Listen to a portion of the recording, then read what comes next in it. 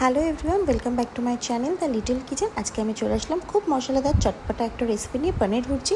পনির recipe তোমরা অনেক রকমভাবে খেয়েছো, একবার এভাবে বানিয়ে দিলে জাস্ট কিন্তু জমে যাবে। আজকে রান্নাটা কিন্তু খুব কম সময় আর খুব তাড়াতাড়ি হয়ে যায়। চলো দেখে নেওয়া যায়। প্রথমে আমি কড়াইয়ের মধ্যে সর্ষের তেল গরম করে নিয়ে তাতে গোটা জিরা আর কয়েকটা শুকনো লঙ্কা ভালোভাবে ফোড়নে দিয়ে এটার মধ্যে অ্যাড করে দিয়েছি ভালো করে কুচিয়ে রাখা পেঁয়াজ। তার সাথে আমি কিন্তু এখানে অ্যাড করে দেবো বেশ ছোটো ছোটো টুকরো করে কেটে রাখা ক্যাপসিকাম। ভালোভাবে সবজিটাকে ভাজা ভাজা করে নেব। কিছুক্ষণ ভালোভাবে ভাজা হয়ে গেলে আদা রসুনের পেস্ট আর কিছুটা এখানে লবণ আর চিনি অ্যাড করে দিয়েছি। তার সাথে ধনের গুঁড়ো, জিরের গুঁড়ো, লঙ্কার গুঁড়ো আর কিছুটা গরম মশলা গুঁড়ো দিয়ে দিয়েছি।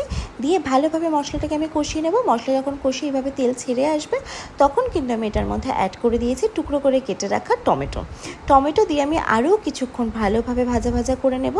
যখন এইভাবে তেল ছেড়ে আসবে তখন কিন্তু আমি এটার মধ্যে অ্যাড করে দেবো আগে থেকে ফেটিয়ে রাখা টক দই দেওয়ার সাথে সাথে গ্যাসের আঁচটাকে কিন্তু কমিয়ে দেবে, নয়তো টক দইটা ফেটে যাবে, দেখতে একদম ভালো লাগবে না।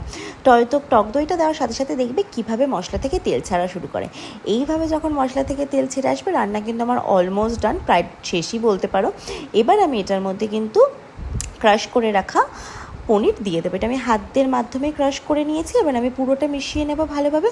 পনির দেওয়ার পরে পনির থেকে অনেকটা জল ছাড়বে, এটাতেই কিন্তু পুরো সেদ্ধ হবে, আলাদা করে জল দেওয়ার দরকার নেই। দেখো কতটা পরিমাণ জল ছেড়ে তেল বেরিয়ে এসছে। এবার রান্নাটা শুকনো শুকনো হয়ে আসলেই কিন্তু আমার রান্না পুরো কমপ্লিট। গরম ভাত হোক বা গরম পরোটার রান্না কিন্তু জমে যাবে এক পদেই, কথা দিচ্ছি। এইবার ওপর থেকে কিছুটা বাটার, কিছুটা রোস্টেড কাসুরি মেথি, তার সাথে অল্প কিছুটা ধনেপাতা কুচি দিয়ে আমি কিন্তু এটাকে নামিয়ে নেব। জাস্ট কাসুরি মেথিটা দেওয়ার সাথে সাথে না এত সুন্দর গন্ধ বেরিয়েছে, তোমাদেরকে আমি বলে বোঝাতে পারবো না। এই বুঝতে গেলে তোমাদের কিন্তু অবশ্যই বানিয়ে খেতে হবে। এটা নামিয়ে নিয়েছি আমি পনির ভুর্জি। এবার এটাকে আমি সার্ভ করে দেওয়ার পালা। আমার ভিডিওটা ভালো লাগলে প্লিজ কিন্তু অবশ্যই আমার চ্যানেলটাকে সাবস্ক্রাইব করে দাও। আর এরকম আরও ভিডিও পেতে চাইলে আমার সাথে থেকেও পাশে থেকেও। দেখা হবে অন্য কোনো ভিডিও নিয়ে খুব শিগগিরই। আজ তবে আসি, চলো টাটা।